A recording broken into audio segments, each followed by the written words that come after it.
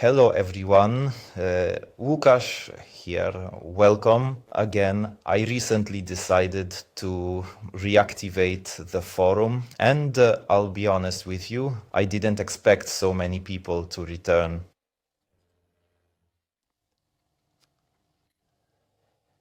It's nice that everything has started up again. I see that many people are responding, regularly checking in, commenting, and that the community we once had has come back to life. I'm trying to develop the forum. I'm posting a lot of new materials, articles. I think you'll find many things there, many things that might be really useful to you. And because of all this, I decided to try returning to YouTube. I'm not a typical YouTuber or influencer, so don't expect daily vlogs or videos about what I eat for breakfast and similar things. I just want to create substantive, specific content for people who are genuinely interested in the topic. Pharmacology, diet, supplementation, an advanced approach to fitness and maintaining relatively good health, right? Possible. To start, I plan one video per week. We'll see how it goes.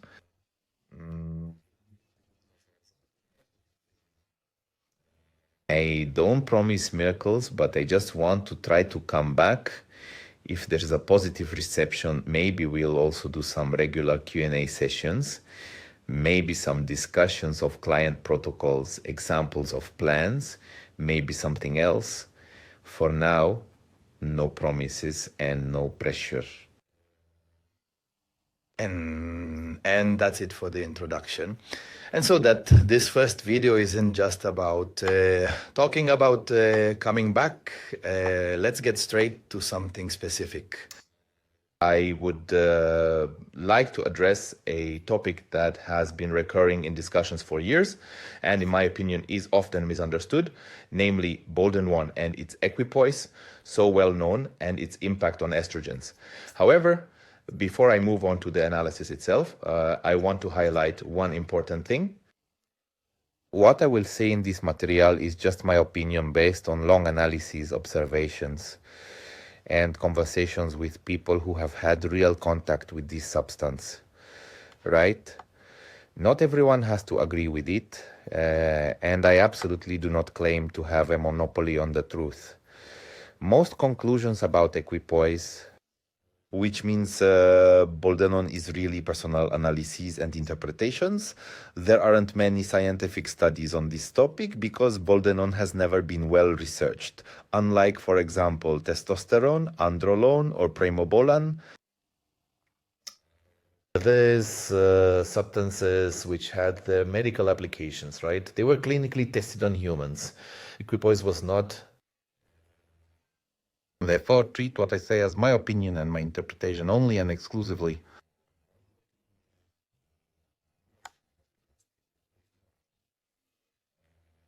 Of course, I might be wrong, but after analyzing the available data and practical observations, what I'm about to present seems simply the most logical and probable. All right, let's get into it.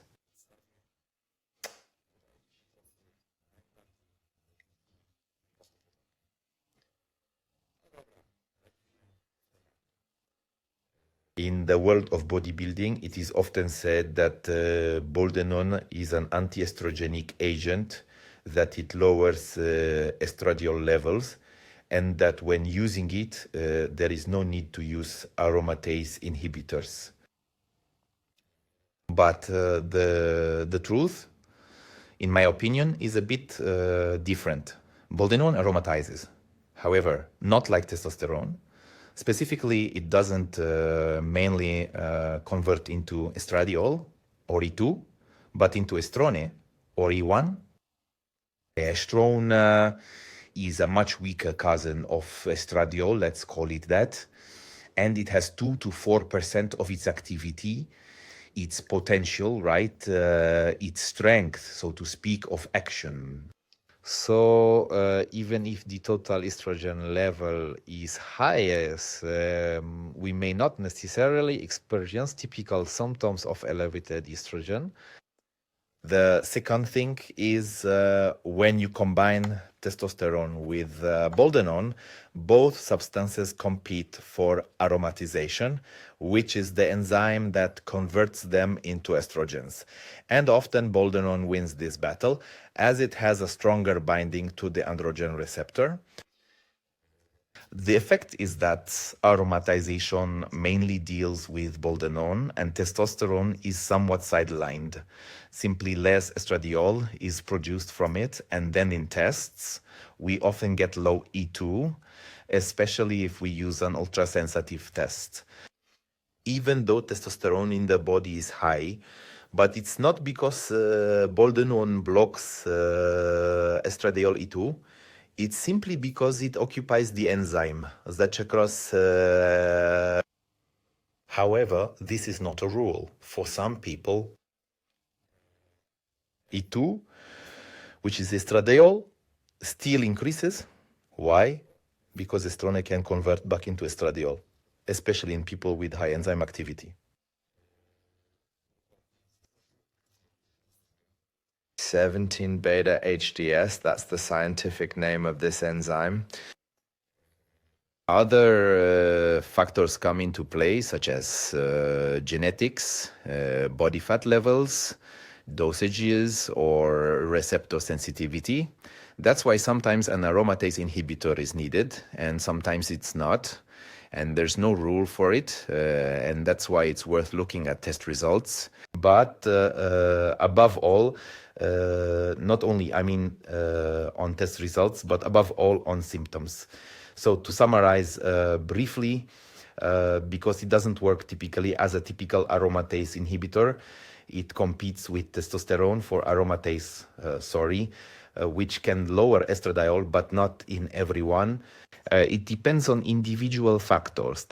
So there is no point in believing the simple myth that it lowers estrogens. It's just a different mechanism of aromatization, simply. If you want to read more about this topic, I posted a whole article on the forum. There you can add your experiences, because there is also a separate topic on the forum, a thread for commenting, for sharing your experiences, questions. You can also see and comment on how it looks for others and so on. The forum has restarted, as I mentioned at the beginning. I also keep my own journal there, where I post current things, diet, protocols, various changes. So everything, as always, no nonsense, straightforward. In the video description, you also have a link to the forum and my discount codes, which you can use if you want. Thank you for using them, because I see that this way you are really supporting what I do. So thank you once again. You have the links and all the details in the description. Thanks for watching, and see you in the next material. Best regards.